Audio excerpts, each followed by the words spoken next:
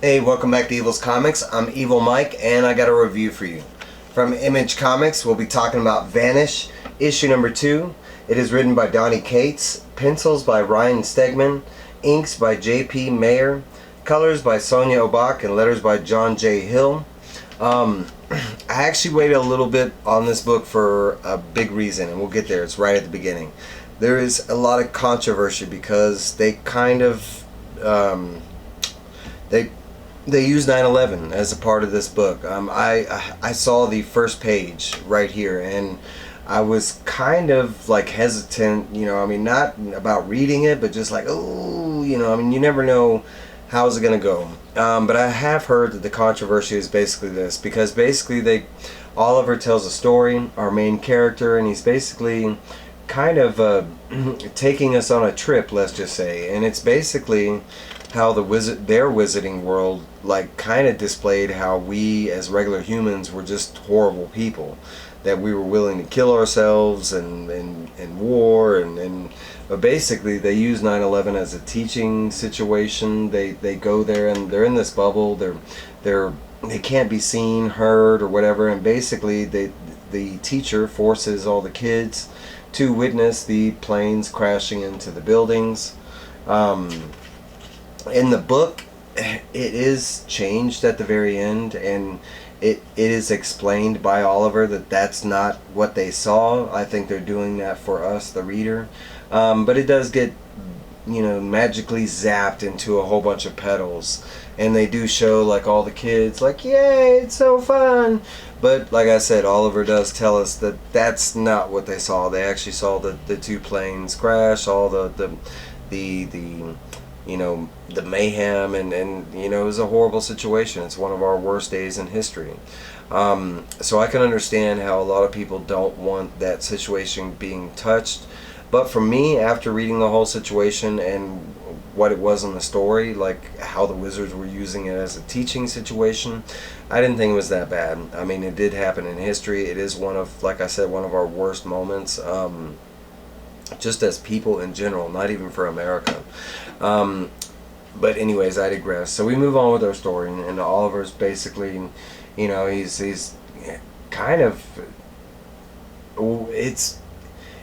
we catch up right after where we left off in the first book, and basically after fighting Battle Rocket, Oliver is heading to a friend. He needs to talk about the situation.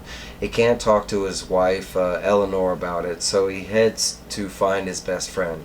We find out that his best friend, Deacon Dust, is hiding in plain sight as kind of an illusionary, master or something like that, a Houdini, but basically someone that does not know real magic. But yet Deacon Dust, he does in fact use real magic on the stage, but he just makes it look like they're illusions. There's a conversation about how he's able to dodge a bullet even though the person that shot at him kind of messed up or whatever, and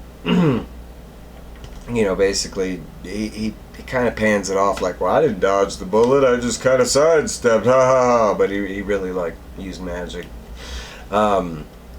Basically Oliver finally, after all this is done, because he's in the middle of a performance and he goes backstage, but basically Oliver does greet Deacon. Deacon's all happy at first until Oliver reveals that he has found one of the hollow. He tells him that it's basically Battle Rocket, and that he finds out that the Prestige, the superhero group, is how they're hiding, and basically he's trying to get Deacon to go to war against the hollows.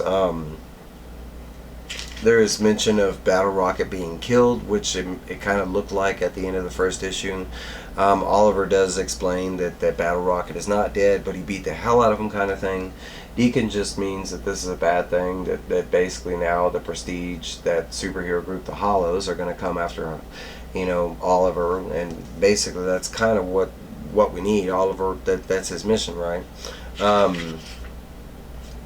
So the book kind of jumps over, and Oliver goes home. He goes with Eleanor. Eleanor kind of sees right off the bat that he's wearing a Sigma and stuff like that. which means he's kind of in action mode.